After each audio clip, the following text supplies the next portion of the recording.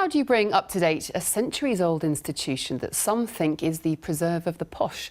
We already have 110 London livery companies, from the Skinner's Company to the Goldsmiths. There are ancient and modern trade associations. Now it's hoped the newest one, the Worshipful Company of Arts Scholars, will help counter that perception of privilege. Wendy Hurrell is live in the city for us this evening. Wendy.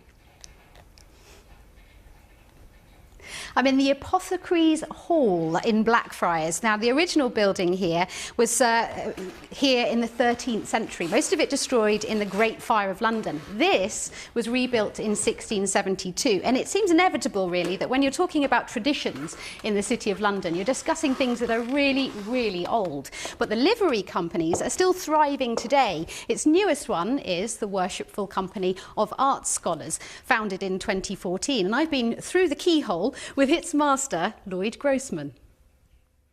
There is a dressing up element, but, you know, it's show business. The real business of the liveries is charity and education and promoting the City of London. But of course, the livery men and women still relish donning what they call their Harry Potter robes whenever ritual requires. It's a nod to the 800-year history of the livery companies. They were to bring together workers from different trades, set the standards of the products that they made, and look after their welfare. So that's really how they began, as these medieval trade associations. Oh, what a fabulous morning. Isn't it? It's just beautiful. It's the annual United Guilds service at St Paul's, and they're setting off in their finery from the Guildhall. Oh, we go down Honeyway. We sweep through the narrow city streets and converge under spring sunshine on the cathedral steps. It's not often you see all 110 livery companies together. You can see the different coloured robes down here. There is a hierarchy of precedence. The Mercers are ranked number 1, our art scholars at the bottom because they're the new kids on the block. And there's an ancient dispute between the merchant tailors and the Skinners at number 6 and 7. So they alternate each year, which is where the phrase "at 6 and 7s" comes from. But what place does this pomp and privilege have in modern London? We want more diversity, we want people from different backgrounds, because we want to keep our crafts, our interests, our skills alive, and we want to keep them relevant. Sophie, busy restoring ceramics normally on display at Buckingham Palace, is on an internship at the Royal Collection Trust. It's been part funded by the art scholars.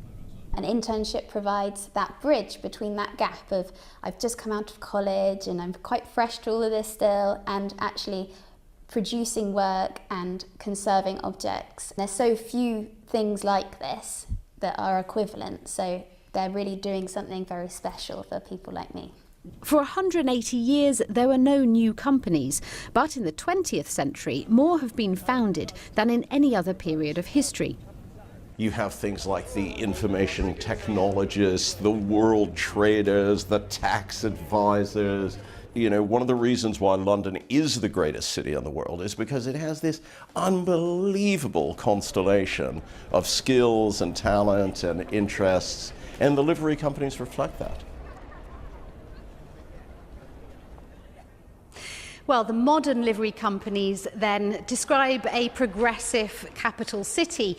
The older ones, well, they're the custodians of a rich history with halls like this and with the creaky floors beneath. They're all over the City of London. This one, the Apothecaries, has the rhino as its emblem, simply because these poor animals were used so much in medicine over its 400-year history. And they made and sold drugs here until the 1920s. I am assured they give quite a lot of money to rhino conservation these days. So it's pomp and it's privilege, yes, but what a history the livery companies have, and it makes this city quite unique.